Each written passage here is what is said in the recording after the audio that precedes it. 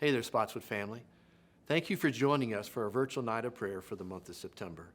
Tonight, we've got people joining us from all over our city, as individuals, as families, and as connect groups, leaning in together for one singular purpose, to lift up our community partners and the great work they're doing to advance the kingdom and minister to the most vulnerable among us.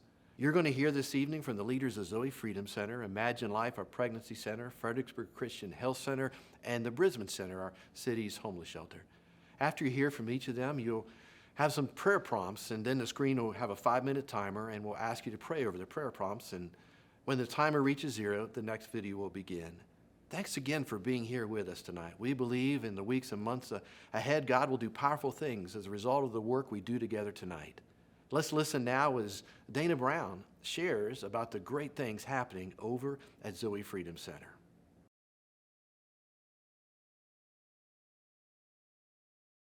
My name is Dana Brown. I am the co-founder and executive director of Zoe Freedom Center. We are a local nonprofit in the Fredericksburg area, and we provide free addiction services to anyone in need.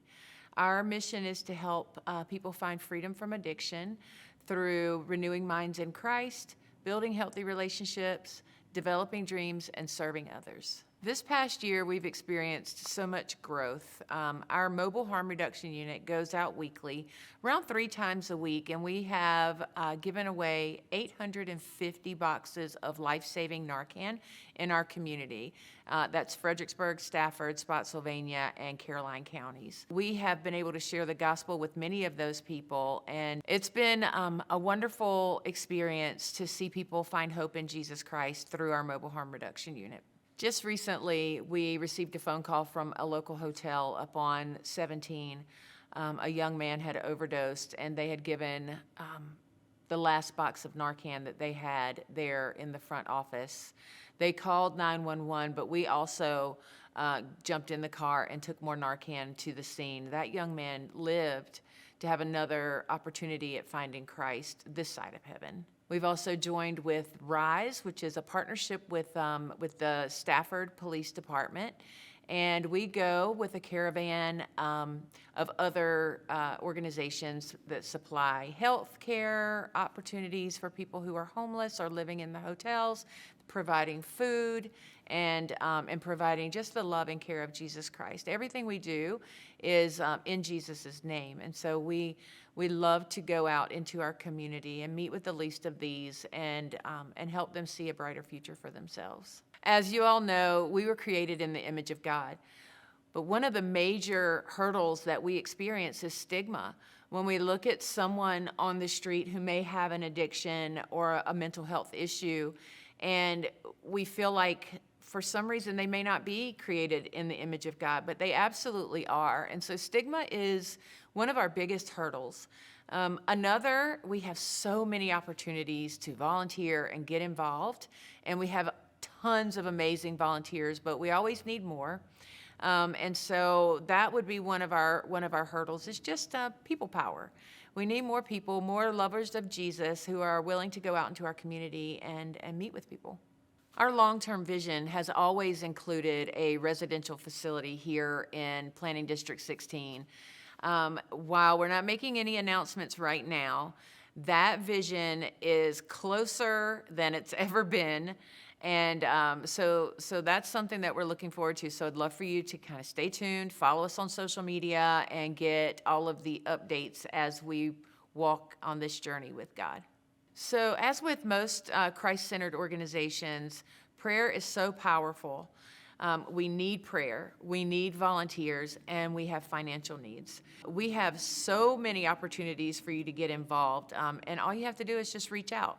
Go to our website and fill out our Contact Us form, and you can check off any of the boxes that are there for things that you're interested in, and we will get back to you immediately.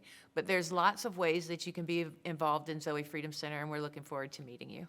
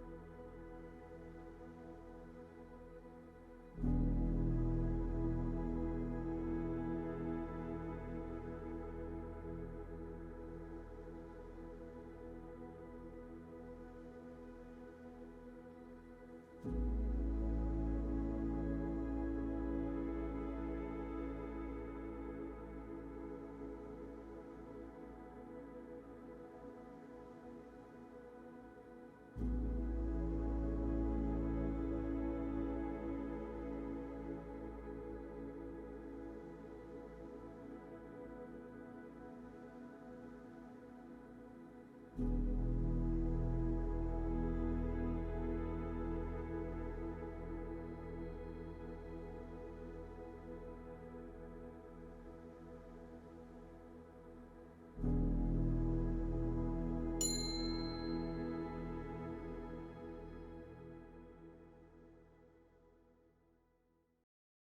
evening. I'm Christian Johnson. I'm the CEO for Imagine Life Ministries, which is a local pregnancy help ministry that directly supports the Pregnancy Medical Center known as the Choices Women's Center.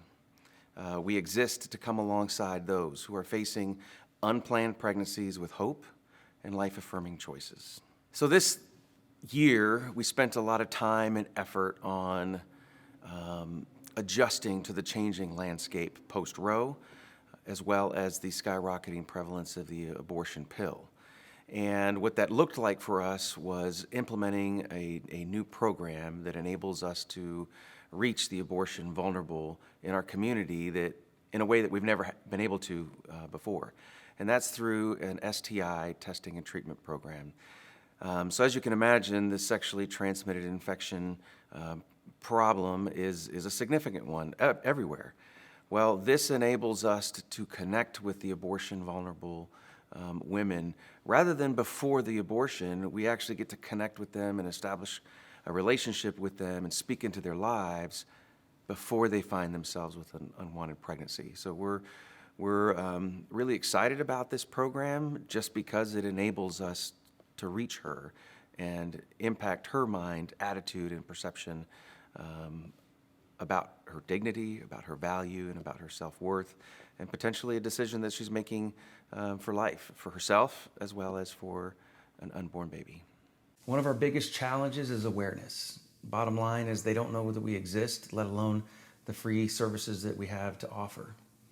Sadly, Fredericksburg is number 2 in the entire state of Virginia for the highest rate of abortion. That means 1 out of every 37 pregnancies is terminated by abortion.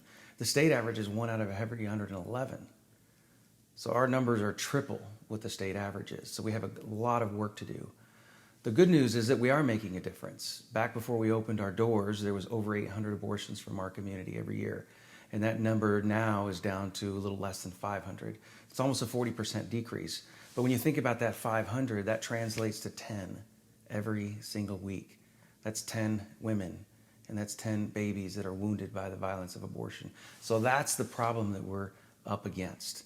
And we are so thankful for your partnership with us to reach more. So this coming year, what we're really looking forward to is adding what we call wraparound services. So far too long in the pregnancy help ministry, the focus has been on her choosing life. And then we as believers, as the church, have kind of taken it as, great, you changed your mind. Good luck, you're on your own. And what we have come to the realization is that our journey is just beginning when she has changed her mind. And we've got to be willing, able, and ready to come alongside and walk this journey with her. So wraparound services includes a lot of things. Think about it in the context of, kind of like social work, where you have an assigned case manager that helps you if your challenges or obstacles are related to finding a job, writing a resume. We've got a case manager that helps her with that. Or if it's on other support services, unemployment support services, other benefit services in the community. But probably the most important one is counseling. Most of the abortion-minded women that we see, part of what's influencing their decision to pursue abortion is there's some trauma in their past. And they desperately need immediate stabilizing mental health counseling. And unfortunately, those resources in our community are few and far between, and there's 3, 4, 5 week wait lists.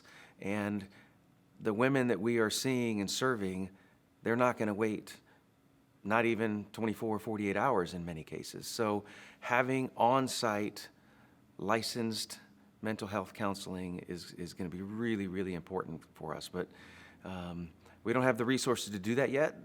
We don't have the people.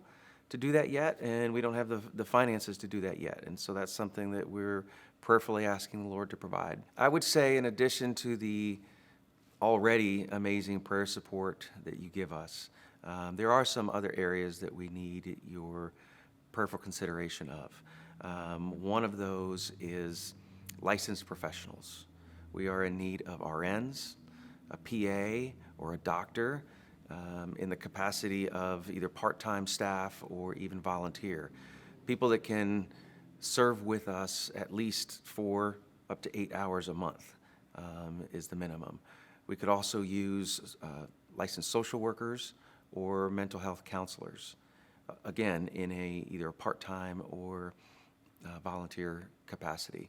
Secondly, I would say as we're expanding a lot of these programs and services and our wraparound services, we're going to need the financial resources to be able to fully implement those. And as it is right now, we're projecting a $30,000 to $40,000 shortfall in our budget for this year.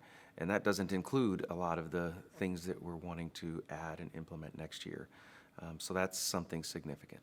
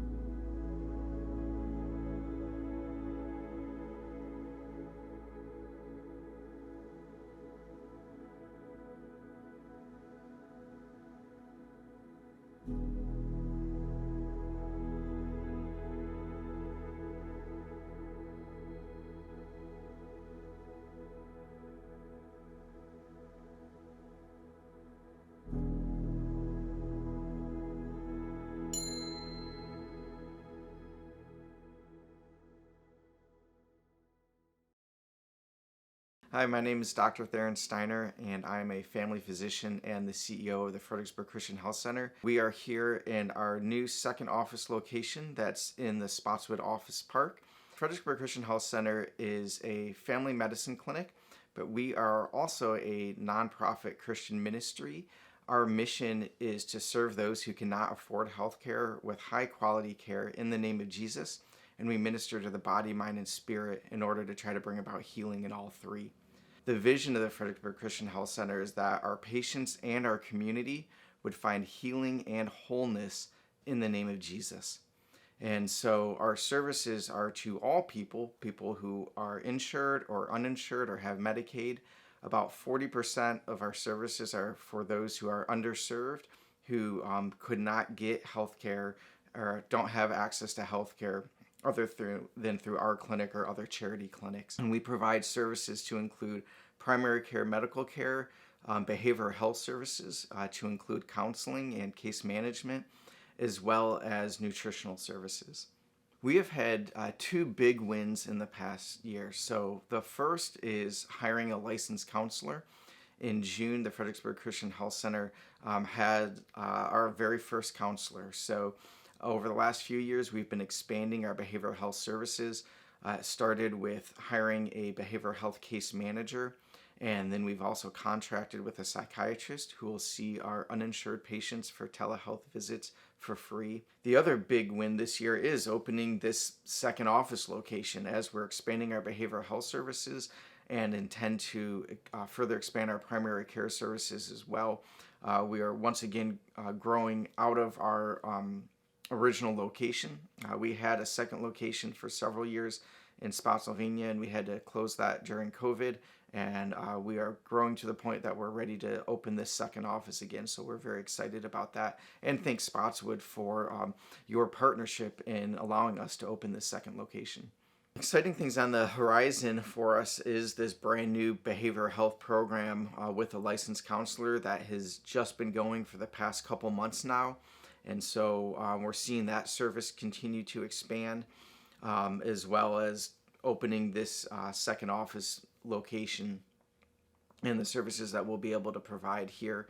Over the past year, we have been much more involved with providing care in the community outside of our clinic walls, specifically with Micah Ministries and ministering to the homeless population out at the Micah Day Center, or at the Micah Respite House, or even doing like home visits with these unhoused neighbors. Our vision, our goal is to be able to provide more and more of these types of services, not just with Micah, but with some of our other community partners, to include Beauty for Ashes and Mary's Shelter and Empower House and Thurman Brisbane Center and all these other great ministries that the Fredericksburg community has that are treating the least of these in our community. They all have healthcare needs, and we want to be the healthcare provider for those patients and show them the love of Jesus through our provision of healthcare to people who just can't get care for a variety of reasons. They're never going to come into a doctor's office to receive care, and so our desire is to go out to them. And so we're trying to build up our staffing and even our workflow model in a way that we can provide those types of services. Prayer is probably, the most powerful thing, that we can do. And that's not just a cliche, because we see answered prayers all the time. And that's how God works in the ways that we can't explain. Some of the practical ways or ways that God could answer prayers in a practical way would be, of course, through funding. So we are a nonprofit organization. We provide, like I said, over 40% of the services. About $500,000 each year is in charity care. And so we do receive donations and do fundraising events. And I write a lot of grants as well. But donating the clinic is certainly always appreciated, and it allows us to provide the care that we provide. Another way is through volunteering. So we have a food pantry in our lobby, and Spotswood has participated in helping to provide food for that. So you could volunteer to help put food bags together or to buy food that we can put in our lobby that our patients who aren't able to afford food, and especially healthy food, are able to get that. We also have volunteer chaplains that will hang out in the clinic and pray with patients. A lot of times, believe it or not, we're running behind. You go to a doctor's office and we're not always on time. And so patients may be sitting there for a while. And especially as we spend extra time with our patients, really getting to know them and establish the type of relationship that they will open up their lives to us, so we can pray with them and share Jesus with them. And so spending that extra time means that we often do run behind. And a great thing for patients to be able to participate in while they're waiting for the doctor is for someone else to ask them how they're doing and offer them prayer. So we do have volunteers that will do that. And there's also just different events that we do throughout the year that we need volunteer support, whether it's a project where we're putting together something for a new office, or we're putting on a fundraising event. There's always opportunities where people can come and help us.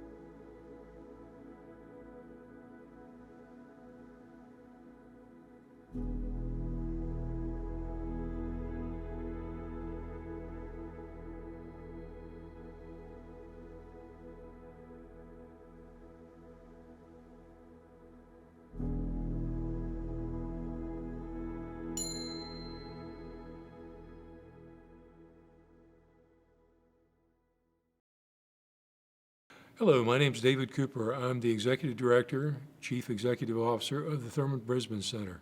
The mission of the center is to equip and prepare our participants in our programming to become productive, home-sustaining citizens in our communities. We have a variety of wraparound services at the center.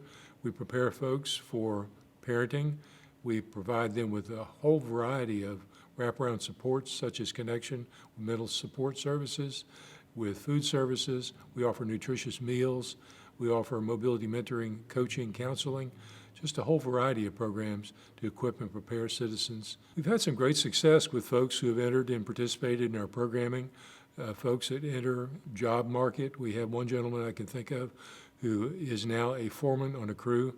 He's doing pavement striping, and he started off in the shelter as a resident and decided he wanted to participate in a gainful employment opportunity.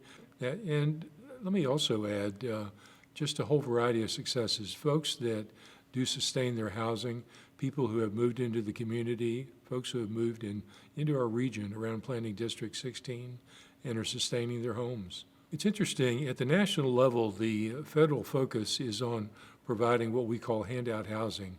That is, providing for housing for folks, offering services that they're not required to participate in. So that's one of our challenges we have. We work against a model where folks are expecting to receive just handouts. And at the Brisbane Center, we focus on hand-ups. We want folks who are going to participate in their well-being, folks who have some skin in the game. They're motivated, they're capable, they're engaged in a results-based plan that produces success. So 2 different models. Brisbane Center serves those folks that are not chronically homeless, but folks that are really focused on sustaining themselves, becoming citizens, becoming productive, and sustaining their homes in the community. We're very excited about our mobility mentoring program. That is an international in scope, evidence-based model where we work with folks. We take a volunteer coach, mentor, connect them with one of our residents, and they work with the resident to develop their results-based plan. They follow them into the community for at least 12 months, meeting with them at least twice a month. And we're really excited about expanding that program, particularly because we have about 3,000 family members that are in our community, in poverty hotels, in cramped spaces. And so this particular mobility mentoring program would help them to become successful in not only sustaining wherever they're living, but expanding in their career, expanding in their future, so they can reach their full human potential. I want to just reemphasize the power of prayer, because at the federal level, I just mentioned the approach that it takes. We need an expansion of the 250 that are counted homeless by the HUD model, federal model, to expand to about 3,000 individuals. These are school children and their families across our community. So expansion of that definition at the federal level is important. So advocating among public officials for that approach to change, for the definition to change. Prayer for and engagement with the resources that our Brisbane Center needs to become successful in fulfilling its mission. So the financial components. It takes over $3,000 a day just to operate the center with our resources and produce the results that we're measuring and reporting on. Engage with our community in providing mobility mentoring. We have just a whole host of volunteer opportunities at the shelter, everything from reading to children, to participating in the meal program, bringing in food, preparing it, serving it, everything from all the way down to cutting the grass, if that's what you are so inclined to do. Please contact Kristen Young, our volunteer coordinator. We are blessed to have about 2,500 volunteers per year that come from over 70 churches and about another 20 civic associations from across the community. So those are some ways: volunteering, financial contributions, and in-kind contributions as well. Things like clothing, things like cleaning products. Just check our website. There's a lot of opportunity there. We're very grateful for your support, your prayers, your encouragement, the many ways that you do invest in the Brisbane Center and its well-being. And so I'm amazed at how God's abundance has blessed the Brisbane Center, has blessed the people who serve, has blessed our staff and invested in folks who are returning to the community to become productive, home-sustaining citizens. So thank you, Spotswood family.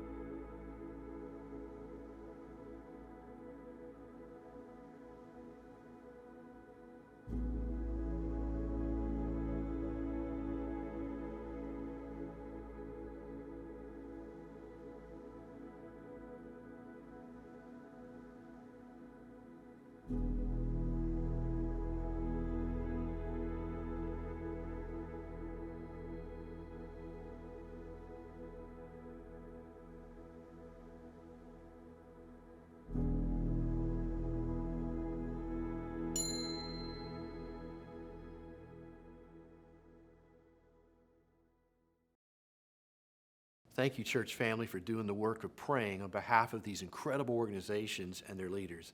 You've heard from these leaders, you've heard of the great work and ministry that they're doing in our community, and you've heard of the needs they have. And beyond that, you've heard about how maybe you or your family can get engaged. If you'd like to serve with any of these organizations, I encourage you to visit spotswood.org/Love Fredericksburg. That's LOVEFXBG. I want to encourage you, don't stop praying tonight. Continue to pray for these community partners in the weeks and months ahead. Thank you, and God bless.